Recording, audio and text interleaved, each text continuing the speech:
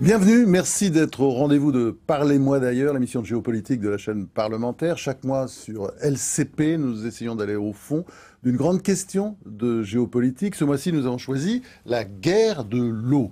Que d'eau, que d'eau, que d'eau, c'est ce que doivent se dire les cosmonautes quand ils regardent notre chère planète par leur hublot. Mais c'est vrai que cette eau, c'est 97,5% d'eau salée, d'eau de mer, et que l'eau potable commence à manquer cruellement sur cette planète. Alors pour évoquer la guerre de l'eau, 4 invités. Jean-Luc Touly. Jean-Luc Touly, vous êtes conseiller régional Europe Écologie en Île-de-France.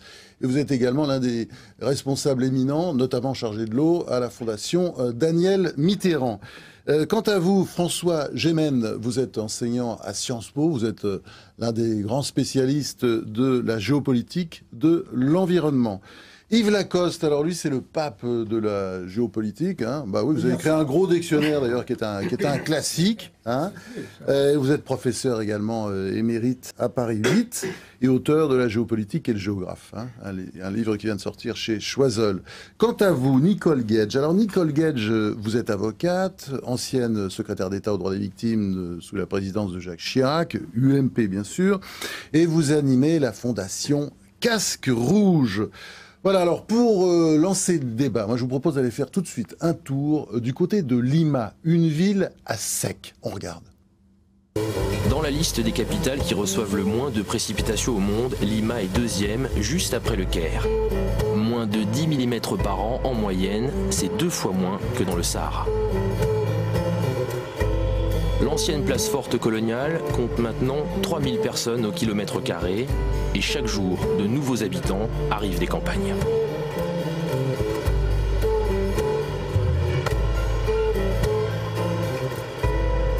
Les études ont montré qu'un quart des réserves d'eau de Lima disparaîtra dans les 10 ans à venir. Ces réserves, c'est surtout le rio Rimac qui descend des glaciers andins et se jette dans le Pacifique. Pour la CEDAPAL, la Régie publique des eaux, le rio Rimac est la seule source de vie.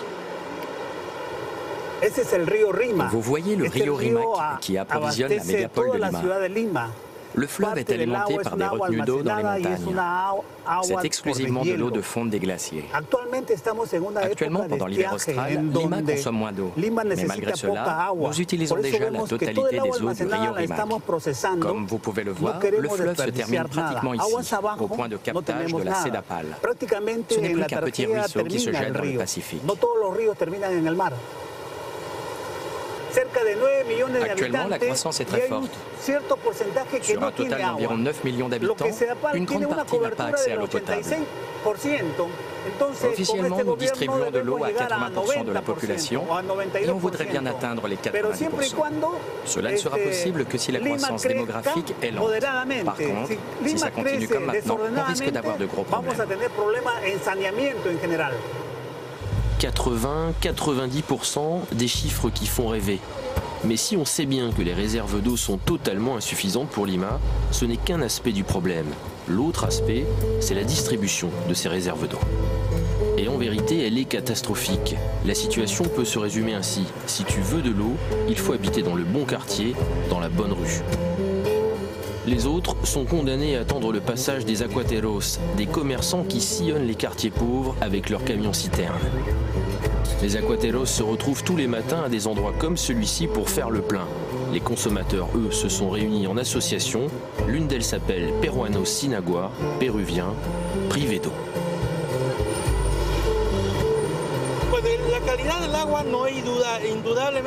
Les consommateurs péruviens en ont marre. On a un réel problème avec l'eau potable ici. Non seulement le réseau n'est pas fiable, mais en plus l'eau que nous livrent les aquateros n'est pas de bonne qualité. Et pourquoi ? Parce que leurs citernes sont dans un état déplorable.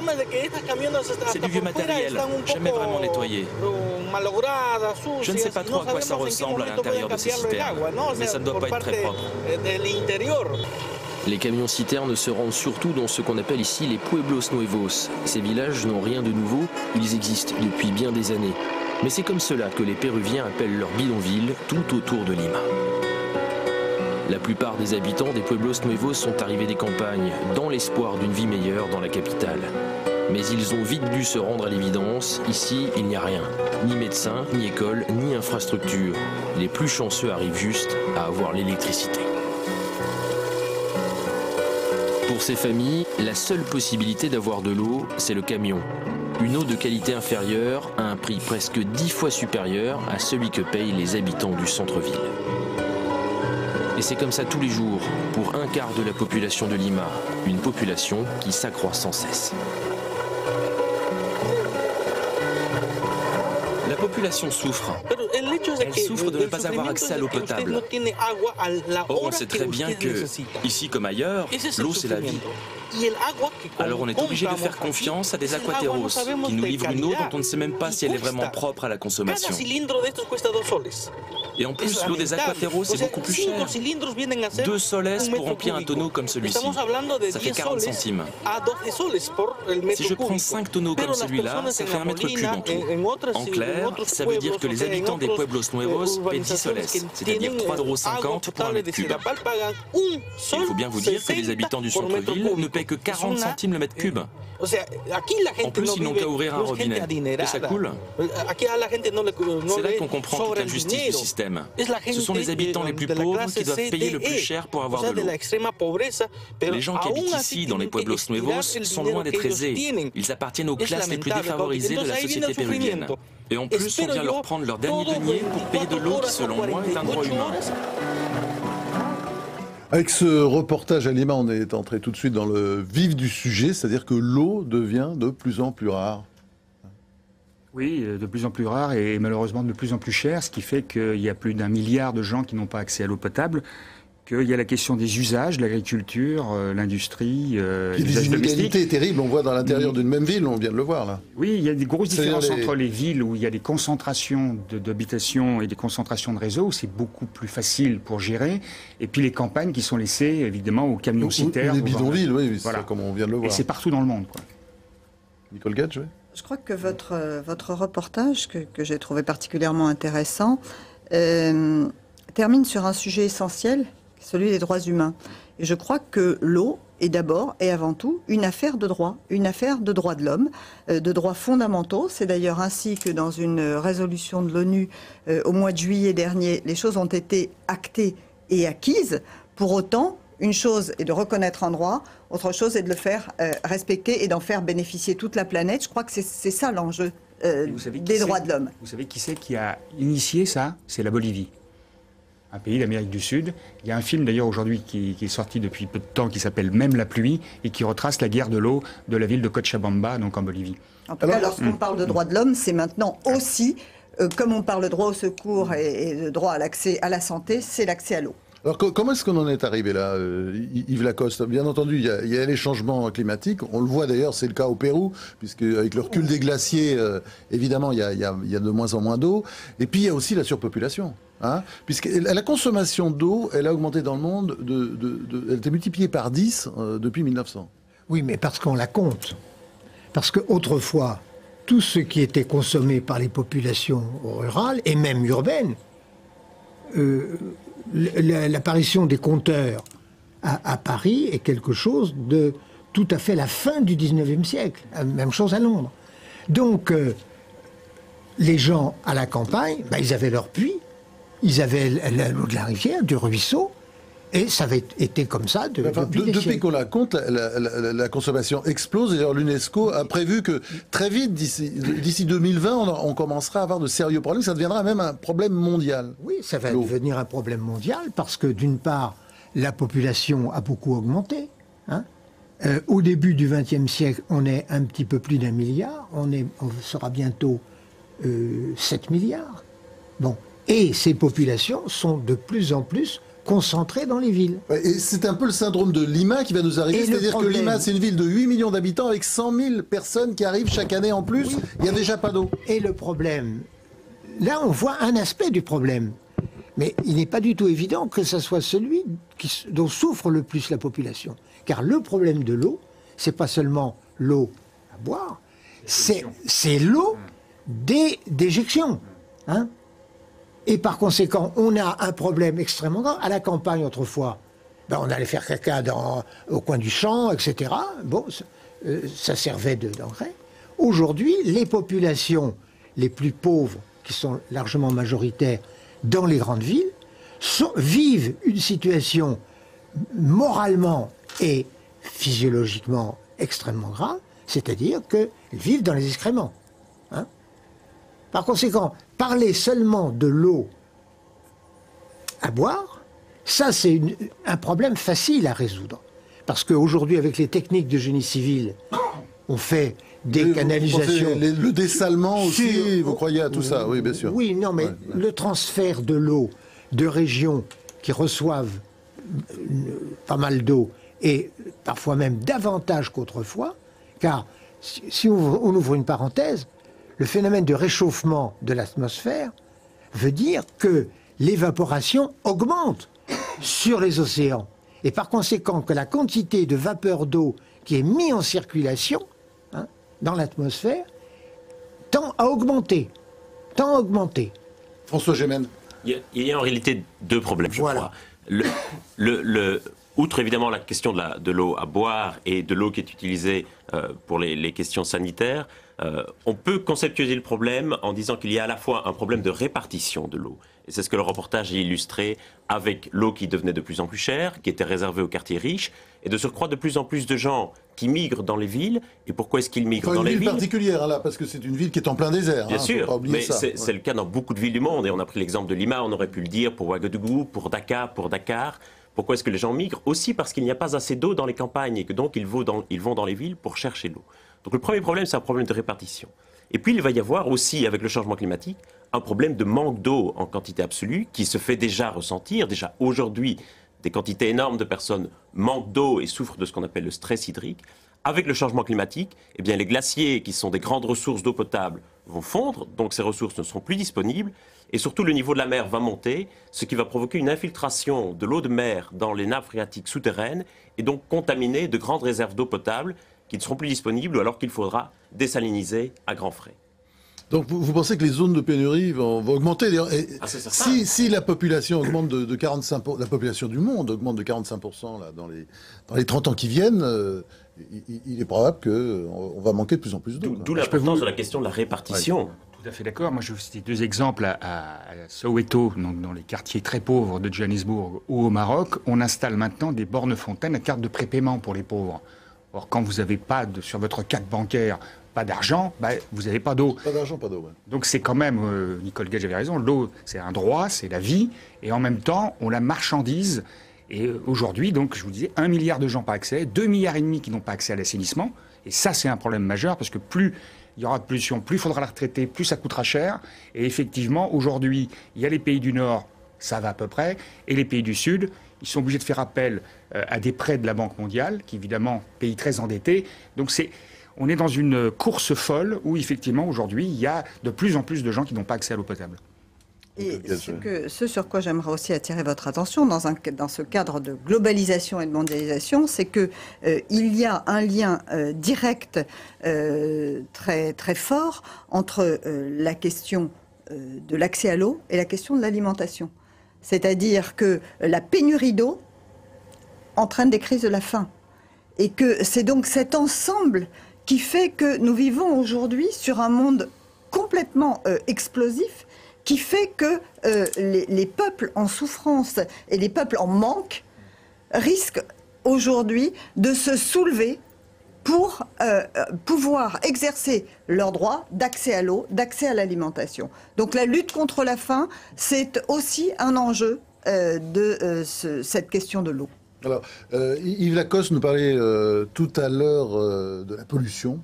Eh bien, je vous propose de regarder maintenant un reportage en Afrique, du côté du lac de Tanganyika. On regarde. Les rives du lac Tanganyika. Nous sommes à Kalemi, en République démocratique du Congo, dans cette Afrique des grands lacs où l'eau ne manque pas. Mais ici, l'eau n'est pas toujours source de vie. Le docteur Tampon est bien placé pour le savoir. Il dirige le centre de traitement du choléra de Kalemi. Le lac reste vraiment un réservoir potentiel pour héberger les vivrions polaires. Parce que comme l'eau ne coule pas, Mais c'est comme l'eau qu'on a mis dans un bassin qui est en train de stagner. C'est ce qui fait que vraiment le choléra est devenu pratiquement une maladie qui se vit à Kalemi de façon endémo-épidémique. Donc chaque jour, nous avons le cas de choléra. C'est une petite source qui traverse pratiquement tous les quartiers. Ça quitte de là, ça vient même derrière la montagne.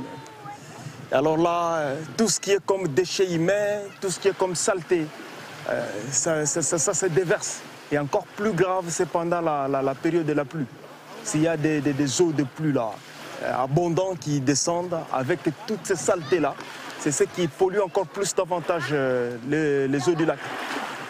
Et même si on les voit clair, mais c'est dangereux pour la santé. Sasa hii masani shida yangu. Je lui explique en fait comment elle devrait normalement mettre ça sous le soleil. À une température de 45 degrés au moins, le vibrio choléra est tué. Alors le soleil, à l'air libre comme ça, le choléra ne peut plus rester sur les assiettes. Sous l'égide du ministère congolais de la Santé, en association avec différents partenaires comme l'UNICEF, la Fondation Veolia et des ONG telles Solidarité ou Médecins du Monde, un plan d'élimination du choléra a été mis en place en 2008 en RDC, à partir d'actions simples comme l'installation de points gratuits de chloration. Madame, c'est elle, la chloreuse. Elle chlore l'eau du lac. Un bidon de 20 litres, elle met 10 cc. Et dans un bidon de 10 litres, elle met pratiquement 5 cc. Et c'est là, afin de traiter l'eau là, parce que la régie des eaux n'arrive pas à approvisionner toute la ville. Et alors ces points de chloration sont un peu installés par-ci par-là. C'est beaucoup. Au total, pour la ville de Kalemi, nous en avons 62. Autre action simple menée pour lutter contre le choléra, l'installation de bornes-fontaines assurant l'approvisionnement en eau propre. C'est le travail de l'ONG française Solidarité. Une vingtaine de bornes est actuellement en service. Mais pour Claire, coordinatrice des programmes, l'accès à une eau propre doit s'accompagner d'une sensibilisation aux questions d'hygiène. On peut installer effectivement une borne fontaine, on peut installer des orages hydrauliques qui vont apporter de l'eau potable. Mais si les personnes n'ont pas de bonnes pratiques d'hygiène, les maladies vont continuer. Par exemple, la maman qui vient à la borne fontaine avec un bidon sale, quand elle va arriver dans sa maison, l'eau sera impure, donc les maladies vont continuer.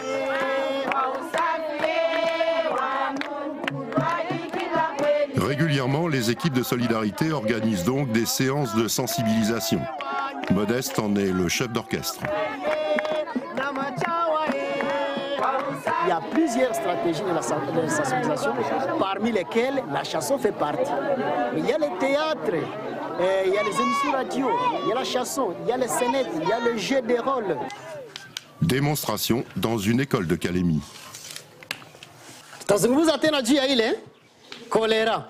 Kolera kwa Kiswahili tunaitaka namna gani? Tunaita kipindupindu. Tumpigie mkono. Kuko benye banayambaka huku ovyo ovyo. Na kisha wakati mvua inanyesha inabeba ile mikrobe yote inapeleka wapi? Inapeleka wapi? Tanganyika. Inapeleka kutanganika. Kisha kwake wow. Sawa? Ale wow. Sawa. Tunaita kipindupindu. Ça, un enseignement, quand ça passe sous forme d'un jeu, d'un spectacle, ça reste efficacement à tête des enfants. Et comme ce sont les enfants qui retiennent mieux, nous pensons, après les cours, ils partent transmettre ce même message à leurs parents. Alors, je parlais tout à l'heure du syndrome de Lima, mais je crois qu'on peut dire aussi qu'il y a un syndrome Tanganyika. On estime à 1,1 milliard le nombre de personnes dans le monde qui n'ont pas l'accès à l'eau potable. Yves Lacoste, quelles sont les solutions? Écoutez, là, au bord du lac Tanganyika, cette pénurie d'eau est scandaleuse. Hein, et je pense qu'on veut nous faire croire que les gens manquent d'eau. Alors qu'il pleut abondamment. Hein, on est sous la zone tropicale et il y a de l'eau. Bon. En fait, et là je vais mettre les pieds dans le plat, si l'on peut, allons-y. On peut dire. On est là pour ça. C'est que dans des milieux bien éduqués, et tout le monde se veut bien éduqué, on n'ose pas parler de la merde. Hein, on n'ose pas parler de l'excrément. Ça, c'est une question taboue. J'ai été un des premiers à dire qu'il fallait en parler. Parce que ça ne se fait pas, etc. Et ça veut dire... Pourquoi est-ce que le choléra prolifère? Parce que les gens vont crotter n'importe où. Hein, et qu'on ne leur a pas dit qu'il fallait crotter dans des récipients. On vient de voir quand même le prof. L'institut, là... non, il disait qu'il fallait laver les biberons. Hein. Ouais, il fait l'éducation, oui, Nicole Gage. Mais attendez, je voudrais ajouter. Si on regarde comment se comportent les sociétés chinoises et vietnamiennes et coréennes, eux, l'utilisation de l'excrément comme engrais hein, fait partie de leur tradition culturelle et les cas de choléra sont extrêmement rares. Hein, sont extrêmement rares parce que des excréments qui fermentent et auxquels on ajoute tel ou tel ingrédient sont des choléras, ensuite, sont des excréments qu'on peut réutiliser massivement pour reconstituer la fertilité des rizières. Nicole Gage. Oui, tout à l'heure, je vous disais que la question de l'eau est une affaire de droit, mais c'est aussi, et le reportage le dit bien, une affaire de pédagogie. Que l'on ait de l'eau ou que l'on manque d'eau. Oui. Lorsque l'on a de l'eau, il s'agit de l'utiliser à bon escient, de ne pas le gaspiller. Voilà, ce qui veut dire que nous et nos enfants, nous devons protéger ce qui est notre richesse. En contrepartie, lorsqu'on en manque, effectivement, il faut la protéger autrement et éviter effectivement de la mélanger à des excréments. Il n'en manque pas. Dans tous les cas de figure, il y a une affaire de pédagogie à mener de front. Moi, je dirais qu'il y a aussi d'autres éléments, que ce soit au Niger, avec certaines entreprises, y compris françaises, d'origine française, qui polluent par rapport au fait de prendre des ressources naturelles. Donc, je parlais d'Areva, par exemple, avec l'uranium, où il y a une pollution extrêmement importante. Donc, il y a aussi les industries qui peuvent polluer, des intérêts, des gros intérêts. Et aujourd'hui, les solutions techniques, elles existent, on les connaît. Simplement, il n'y a pas la volonté politique au niveau du monde, puisque l'ONU ne s'occupe pas de la question de l'eau, malheureusement. La FAO, oui, mais l'eau, personne ne s'en occupe. C'est une institution privée qui s'en occupe. Je ne veux pas critiquer les entreprises françaises, mais c'est elles qui sont à l'origine et qui vont organiser en mars 2012, quelques jours avant les présidentielles, le grand forum mondial de l'eau, qui est une foire commerciale. Voilà. En France. Et quand on voit, juste terminer, certaines ONG, c'est malheureux que ce soit les ONG qui s'occupent de ces questions, alors qu'il y a beaucoup d'argent qui est mis, mais la corruption derrière est utilisée par un certain nombre de dictateurs, hein, ils tombent en ce moment, et tant mieux, mais l'argent de la Banque mondiale ou des FMI ne va pas vraiment là où ça devrait être, et en plus, il y a une marchandisation qui fait qu'on fait des profits, malheureusement, sur l'eau qui est la vie, ce qui est quand même un peu scandaleux. Je crois que l'eau va devenir de plus en plus rare à l'avenir, on le sait. Et ça met donc en évidence l'importance d'utiliser cette eau rationnellement. Ça met en évidence l'importance d'éduquer la population à une utilisation rationnelle de l'eau. Ça met aussi en évidence l'importance de mettre en place des systèmes de gestion rationnelle. Je prends le cas de la mer d'Aral, qui était aussi ce grand lac en Asie centrale, qui était complètement vidé parce que l'eau est utilisée pour des cultures de coton plutôt que pour les populations. Et ça met aussi en avant l'importance de parvenir à un système de gouvernance mondiale de cette eau. Beaucoup de ressources en eau potable sont partagées aujourd'hui entre plusieurs pays. Si l'eau devient plus rare, il y a le risque que certains pays se servent et ne laissent rien à l'autre. C'est le cas entre l'Inde et le Bangladesh, par exemple. Aujourd'hui, 60% des ressources mondiales en eau potable sont partagées entre plusieurs pays. J'aimerais peut-être, puisque nous avons parlé de choléra, juste attirer votre attention sur Haïti, parce que c'est l'exemple type aussi de ces théâtres de catastrophes naturelles mal gérés, dans lesquels on organise mal les secours, et ceci laisse la place à des épidémies comme celle du choléra qui sévit aujourd'hui en Haïti et qui risque de tuer peut-être pas autant que le tremblement de terre, mais tellement. Et ça aussi, c'est une question de responsabilité et de gouvernance, cette fois de l'action humanitaire. L'eau devenait rare, vous le disiez tout à l'heure, elle devient de plus en plus rare, et puis on la gaspille chez nous en France, on la gaspille dans les Émirats bien sûr, et puis on la gaspille aux États-Unis. Il y a un cas d'école, c'est une ville dont vous connaissez le nom bien sûr, en plein cœur du désert du Mojave. On y va, on regarde. Pour Reguera, le combat pour l'eau est devenu une routine. Depuis 5 ans, cet employé municipal de Las Vegas a pour mission de détecter tout gaspillage d'eau. La capitale du jeu emploie une équipe de 12 gardes assermentés qui patrouillent 24 heures sur 24. Le travail de Reguera est un symbole pour le combat d'une ville contre la soif, un combat quotidien sur tous les fronts.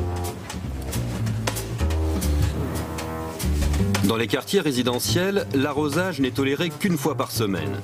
Il est rigoureusement interdit de gaspiller l'eau. Les autorités veillent et les amendes sont salées. Pour une première contravention, les gardes ne prononceront qu'un avertissement. Mais la prochaine fois, le contrevenant devra payer 80 $. Et dans l'enfer du jeu de l'Ouest américain, un récidiviste verra rapidement monter les amendes jusqu'à 5 000 $. Ray et ses collègues sont des spécialistes, rien ne leur échappe. Quelques minutes plus tard, notre shérif de l'eau détecte à nouveau un contrevenant. Il signale la fuite afin que tout le quartier puisse bien la voir. En mettant en place ce drapeau, je signale au propriétaire une fuite sur son terrain. Ce drapeau est une mise en demeure. Le propriétaire a 48 heures pour réparer la fuite, sinon ce sera l'amende.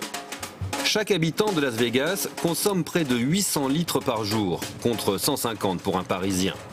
Un chiffre record, malgré les mesures prises par les autorités depuis 8 ans. Les contrôles ont porté leurs fruits. Nous distribuons 23 millions de litres de moins par rapport aux années précédentes. La consommation d'eau par habitant a très nettement baissé. Les mesures mises en œuvre pour réduire le gaspillage sont un franc succès.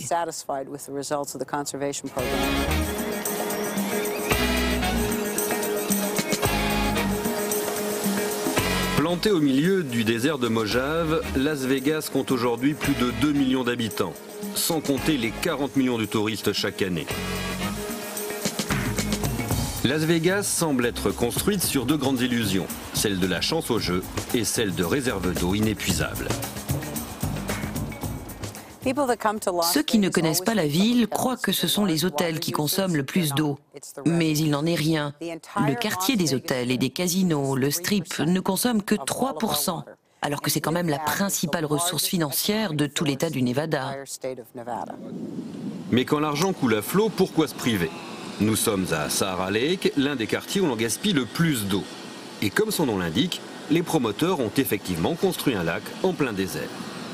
Sahara Lake est un parfait symbole de l'insouciance de certains habitants du Nevada, une région où les précipitations ne sont que de 10 cm par an. Mais à la municipalité, on connaît bien la triste réalité.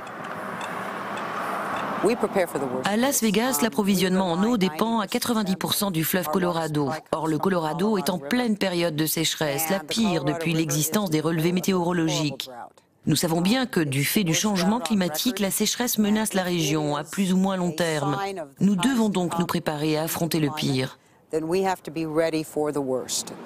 Pour se rendre compte de la situation, il suffit d'aller au lac Mead, à quelques dizaines de kilomètres au sud de la ville. Sur les berges du lac, on voit très nettement que le niveau de l'eau a baissé de plus de 30 mètres en quelques années. De l'impatience ou perfusion, Las Vegas, ville du désert, doit sa survie à ce seul lac artificiel. En fait, nous devons faire face à un double problème. D'une part, il est vrai que nous traversons une période de sécheresse, mais d'autre part, il ne faut pas oublier que nous consommons purement et simplement trop d'eau. C'est ça qui fait baisser le niveau. C'est un problème créé par l'homme, et seul l'homme peut y remédier. Il est vital que nous soyons plus économes avec l'eau du Colorado. En clair, ça veut dire consommer moins, mais aussi consommer plus intelligemment. Et c'est vrai non seulement pour le Nevada, mais aussi pour tout le sud-ouest des États-Unis. La Régie des eaux semble pourtant persister dans son erreur. Pour pouvoir continuer à puiser dans le lac Mead, elle prévoit la construction d'un point de captation au fond du lac. Des travaux chiffrés à 800 millions de $. Comme le niveau du lac a baissé de 36 mètres en 8 ans, les 2 points de captation que nous utilisons aujourd'hui ne seront bientôt plus utilisables. Avec ces travaux, on pourra capter l'eau depuis le fond du lac. Les forages sont déjà arrivés en dessous du niveau du lac. Tout devrait être terminé en 2013. Une véritable course contre la montre qui n'apportera pas de solution durable. En effet, les calculs de l'Université de San Diego prévoient que le lac Mead sera entièrement asséché d'ici 2020. Voilà, tout ça pour avoir un lac et du gazon, quoi. C'est du délire. Et tout est comme ça. on a plein d'exemples dans le monde où, à Marrakech, on pourrait presque faire le même reportage. C'est tout ça, c'est pour le tourisme, c'est pour les affaires, c'est pour l'argent. Et on ne raisonne pas sur le plan de l'équilibre des ressources naturelles dont on dispose. C'est grave. Pour ajouter au délire, quand le lac Mead sera asséché dans très peu de temps, en fait, quand ce lac sera asséché, les autorités du Nevada ont déjà prévu la construction d'un pipeline de 800 km pour apporter de l'eau potable. Vous savez qu'il y a un projet qui allait jusqu'à Vancouver. Parce qu'au Canada, il y a beaucoup d'eau. Bon, pour l'instant, le Canada a refusé. Mais on veut aussi, par exemple, transporter des icebergs, on veut couper des glaciers, on construit des pistes de ski dans les Émirats Arabes Unis, enfin, des choses absolument invraisemblables. Il n'y a pas de gouvernance, on n'est pas raisonnable sur le plan mondial. Alors justement, comme il n'y a pas de gouvernance, et que c'est une ressource qui se tarit, il y a quand même un risque de guerre dans certaines zones. Je pense notamment au Proche-Orient, l'Euphrate, le Tibre, tous ces pays autour, l'Irak, la Syrie. Il y a également évidemment le Nil, avec tous les problèmes entre l'Égypte et le Soudan. Il y a même le président égyptien, l'ancien président égyptien Anwar el-Sadat, qui a dit que finalement l'eau c'était le seul mobile possible pour lui d'une guerre un jour, évidemment, vraisemblablement une guerre entre l'Égypte et le Soudan. Ça, ce sont des sujets que vous avez beaucoup étudiés. Si l'on prend le titre de cette émission, Géopolitique de l'eau, on est en plein, puisque la géopolitique, ça implique des rivalités de pouvoir sur du territoire et, en l'occurrence, des ressources en eau. Dans le cas de l'Égypte, le problème n'est plus seulement avec le Soudan, mais aussi maintenant avec l'Éthiopie.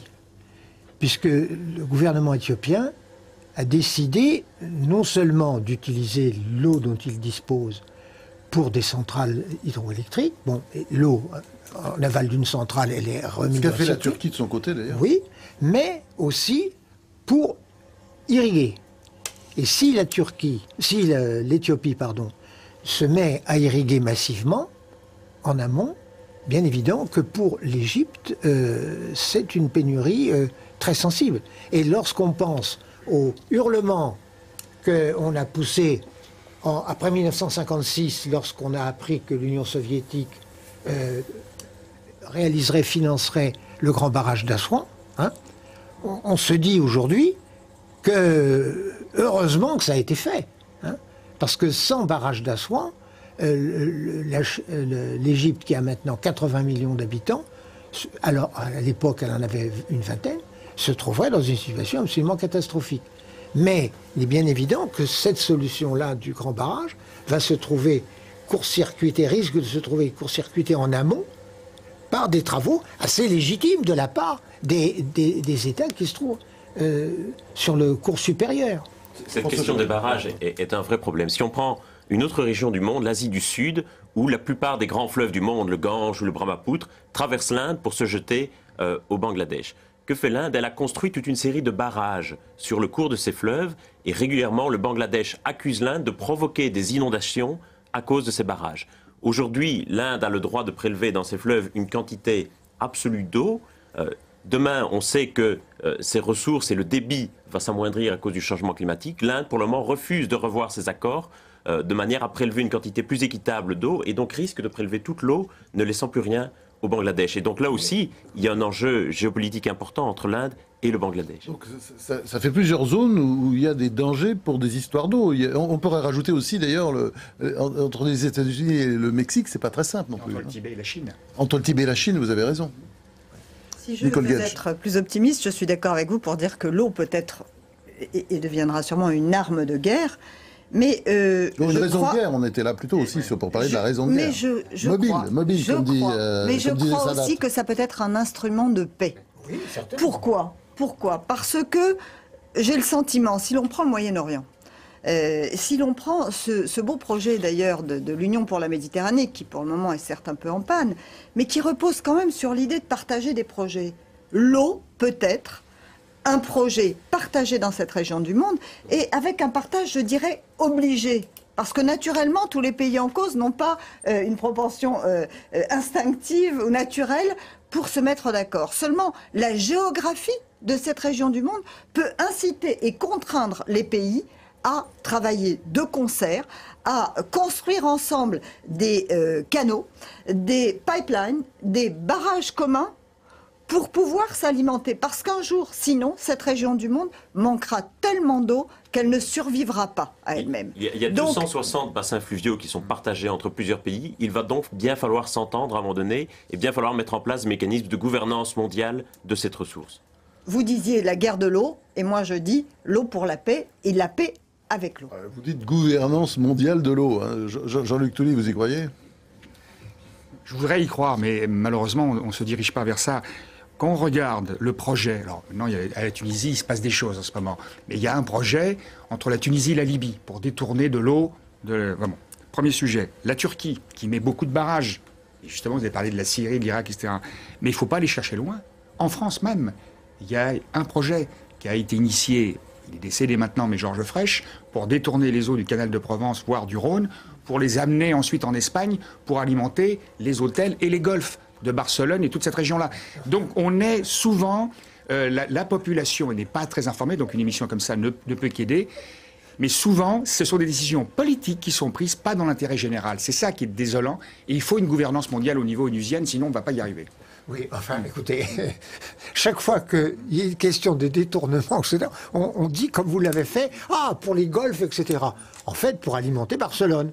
Car, dans la vallée de l'Èbre, en amont, il y a l'Aragon, et à peine l'autonomie avait été décidée en 1976, que l'Aragon, enfin, disons, des hommes politiques en Aragon, ont commencé à proclamer qu'il n'était pas question que leur eau, celle de l'Èbre qui traverse l'Aragon, aille à d'autres autonomies.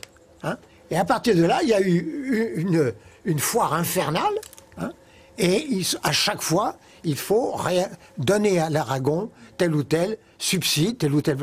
Car, alors, les écologistes en l'occurrence, car... Attention, il est écologiste. Oui, je sais bien. On dit qu'il ne fallait surtout pas donner de l'eau à la Catalogne, car ça permettrait à les industries de Barcelone de continuer à progresser, ce qui polluerait. Bon. Et c'est une dispute entre la Catalogne et l'Aragon qui dure depuis longtemps, et le gouvernement espagnol ne veut pas intervenir dans cette dispute. On pourrait, si vous voulez, ce genre d'argument est un argument, il faut payer. Et on sait très bien comment ce genre de discours s'estompe à un certain moment, en payant. Non, justement, c'est la question. Mais je voudrais revenir sur ce que vous avez dit. Oui, mais il faudra laisser répondre d'abord, et puis après on reviendrait après. Ah oui, non, il faut... Les écologistes ont aussi... Les écologistes ont le droit à la parole, et on vous redonnera la parole après. Alors, Jean-Luc Touly. Tout ça, vous l'avez dit, c'est un problème d'argent et de choix politiques. Les choix politiques ne sont pas, comment dire... connu par la population, qui n'est même pas consultée. Donc quand on parle de gouvernance, c'est bien ça dont il s'agit, que ce soit dans les pays, que ce soit au niveau international. Et c'est une minorité de gens qui défendent des intérêts de la grande industrie, de l'agriculture intensive, qui prennent ces décisions. Et effectivement, dans certains coins, mais ça a été cité, il y a une pénurie. Il y a une pénurie, c'est pas parce que les gens consomment trop, y compris dans les pays développés, même si il faut économiser l'eau, mais c'est surtout les usages agricoles et industriels et la pollution que ça entraîne qui fait qu'aujourd'hui on est dans une situation d'impasse. Alors votre deuxième point, Yves Lacoste. Je voudrais demander dans votre sens. Dites-moi ça. Car le grand programme de barrage en Turquie, qui a été vilipendé, en particulier par les écologistes, mon Dieu, bien. Évidemment, la Syrie et l'Irak poussaient des hurlements, disant que les Turcs voulaient leur couper l'eau, une fois que les barrages ont été pleins. Contre quoi ? Contre l'élimination des Kurdes, entre autres. Entre autres, oui, mais enfin, ça, bon. Source de paix. Oui, mais enfin, écoutez, il faut bien ce qu'il faut. Et... non, mais si on fait la géopolitique... C'est dur la géopolitique. Exactement, c'est dur. Oui. Bon. C'est à la hache, hein. Non, ça s'est fait au canon, l'espèce. Bien avant. Au gaz chimique, d'ailleurs, aussi. À l'heure actuelle, vous avez un stock d'eau dans les barrages de Turquie, qui, outre le fait que l'Irak et la Syrie reçoivent leur eau normalement, va permettre d'alimenter un programme de fourniture d'eau à tout le Proche-Orient, jusque l'Arabie Saoudite, jusqu'à Riyad. sur ce sujet, parce que personne ne va aujourd'hui m'enlever mon optimisme, même si j'étais venue pour vous dire combien effectivement cette gouvernance absolument nécessaire va faire défaut très vite si on n'y prend pas garde. Mais juste, ça permettrait de résoudre tout de même ce problème infernal, qui est le fait que les Israéliens pompent tant qu'ils peuvent dans les nappes de Cisjordanie en interdisant tout forage aux Palestiniens. Mais alors ça...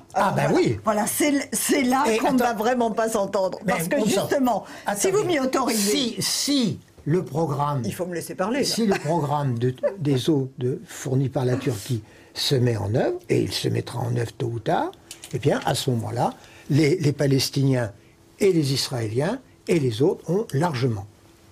Alors, je ne sais pas s'ils ont largement. Non, ce que je crois. Je veux bien qu'on attire aujourd'hui l'attention sur ce petit pays qu'est Israël, et qui, en matière d'eau, ne pompe rien à personne, n'a pas les moyens de pomper à quiconque. En revanche, depuis sa création et sa construction sur un désert, ne fait rien d'autre que d'innover et d'imaginer et d'inventer des technologies pour irriguer. C'est la raison pour laquelle, dans ce petit pays, on assiste à l'utilisation de méthodes absolument incroyables et qu'il faut avoir en partage. On va en parler. On va en parler tout de suite. Nicolas, ça vous rend encore un peu plus optimiste. Et voilà. On va dans le désert de Negev. Ah, mais vous ne saviez pas, mais quelle transition extraordinaire. On va dans le désert de Negev maintenant, où depuis 40 ans, le kibbutz Hatzerim développe, d'ailleurs il a mis au point des systèmes de goutte à goutte qui permettent d'économiser 50% de l'eau pour les cultures. Allez, on va dans le Negev, on regarde. Au cœur même du Negev, on peut apercevoir du vert en plein désert. Des cultures qui semblent surgies de nulle part, comme pour contredire la nature. Il faut dire que dans ce pays où il ne pleut pas, cela fait bien longtemps que l'on a compris la valeur d'une goutte d'eau. Chaque année, on produit 100 millions de mètres cubes d'eau potable que l'on économise goutte après goutte. 75% est recyclé. Depuis 60 ans ici, toutes les solutions sont bonnes pour préserver l'eau. Kibbutz Hatzerim, dans le désert du Negev, à quelques kilomètres de Beersheva. Ici, au départ, ils étaient une poignée de jeunes idéalistes qui voulaient vivre en collectivité et devenir fermier en plein désert. Nati en faisait partie. Aujourd'hui, comme d'autres ici, il a plutôt une allure de manager ou de chef d'entreprise. Il faut dire que la collectivité a connu une prospérité inattendue. Son succès, elle le doit à ce petit objet noir, un goutte à goutte, une trouvaille vieille de 40 ans qui permet d'économiser de l'eau. Ça va à l'intérieur du tuyau et ça permet de doser l'arrosage de façon très précise. Si ce goutte à goutte est censé délivrer 1 litre par heure, il donnera 1 litre par heure. Pas 1,5 litre, pas 0,7, exactement 1 litre par heure.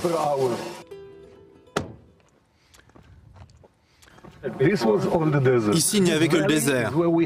C'est dans cette vallée que nous avons fait pousser nos cultures et nous n'utilisons que de l'eau recyclée de la ville et du kibbutz.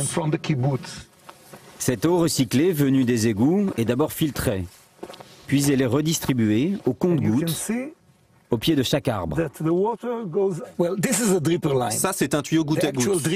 La pièce est à l'intérieur. On ne peut pas la voir. On s'est mis au goutte à goutte, pas parce que nous étions plus malins, mais parce que nous n'avions pas le choix.